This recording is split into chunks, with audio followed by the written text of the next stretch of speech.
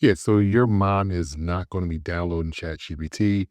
She's not going to be learning any prompts. She's not going to be watching any tutorials on AI or Gemini or ChatGPT or whatever's out there.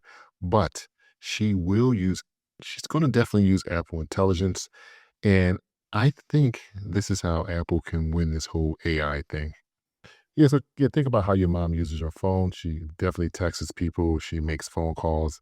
Obviously, she's on Facebook, but definitely not doing any artificial intelligence. She just wants the phone to work at the end of the day. So right now, I feel like AI is work. Right, you have to download the app. Then you have to set everything up, and then you have to, type in a prompt and hope you kind of type in the right prompt. I don't feel like that's like normal people behavior. I feel like that's like tech people behavior. And so, Apple, I don't think they're trying to teach people AI. I think they are trying to actually hide AI to some extent, just kind of make it seamless with the operating system. So, no apps, no confusion, no prompts. Just kind of keep it simple to some extent. I think it's going to really boil you down to just saying, hey, SI or I, fix this. And here's the interesting thing. Apple actually already kind of showed us how, Apple Intelligence is going to work. They actually put an ad out a couple years ago, but then they actually had to pull it, which tells me they're not really trying to rush this. They just want things to work properly. I think Apple knows if they kind of mess this up, people are really not going to trust them.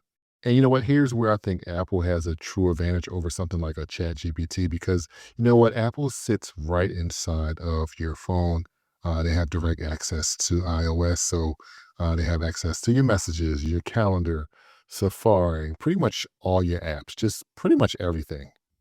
Where ChatGPT depends more on API. I think, if Apple, they decided to build a chatbot, it would definitely feel more seamless, almost like uh, the app is, a part of the phone, almost like it's connected to the phone. And I think that's the big advantage Apple will have. And to kind of keep it real, no one really trusts Siri too much unless, you're setting a timer or something. But a lot of times when you ask, some more complex questions, it normally will send you a web search or it would just kind of flat out get the question wrong. So, I think the big question is, how will people trust SI or I again? Am I spelling that right? SI or I? Yeah. How will people trust it again? And I kind of thought about it, and I think it's like a three-part process. The first thing is I mean, this may sound simple, but it has to work. And what I mean by it has to work, not kind of work, not sometimes work, it just has to work. Second, and I kind of thought about this for a second, it has to kind of show you what it's doing. At the end of the day, as a user, you have to always feel in control and not the chatbot or the AI or the Apple intelligence is in control. So it kind of has to tell you kind of what it's doing.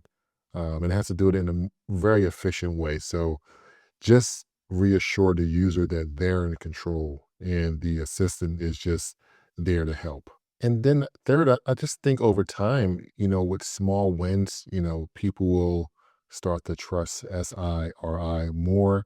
You ask it to, set a reminder or set an alarm, and it does it very well. Those small wins will kind of, at the end of the day, build that trust. I was kind of thinking of a scenario, and I thought about, let's say your mom gets like this long text message and who wants to read a long text message, right?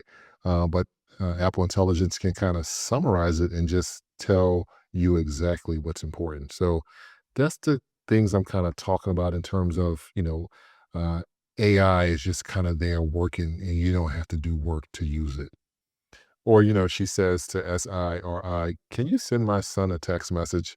And it just sends a text message. It gets everything correct when it relates to the dictation. And it becomes more of muscle memory at the end of the day when it relates to Apple AI and the SI or I. Now imagine this, let's kind of take this AI to the next level. And this is where apps can kind of talk to each other. So let's do something simple. You want to make a dinner reservation. So you tell SI or I, make me a dinner reservation. It goes into your favorite restaurant app, makes that reservation. It can text the parties that are going to be there, what time to be there. It can add it to your calendar. So it's just kind of apps talking to each other. I think that's where we really need to get to.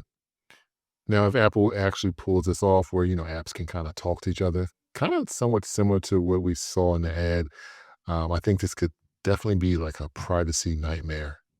I don't think Apple wants to build the smartest AI. I mean, they want it to be smart, but they really want to build the easiest AI. But you know what? If they really want people to trust this I think they have to build the safest AI because the moment people feel uncomfortable, they'll just stop using it. So yeah, your mom may never use ChatGPT, but I can guarantee you this, she's definitely going to be using Apple Intelligence. I think the big difference is she's probably not going to know that she's using AI or Apple Intelligence. And then I think once she starts trusting I think that's when artificial intelligence is really going to go mainstream. And real quick, this is not a jab at moms out there. I think it's just a stereotype that I think people understand. I probably shouldn't use stereotypes. To be honest with you, I'm not a big fan of them. But I think at the end of the day, people kind of get where I'm coming from.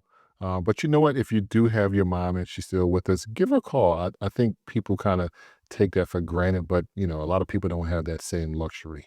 And just real quick on a personal note, when my second child was born on the same day, my wife's mother passed away. So, at the end of the day, guys, don't take your mom for granted.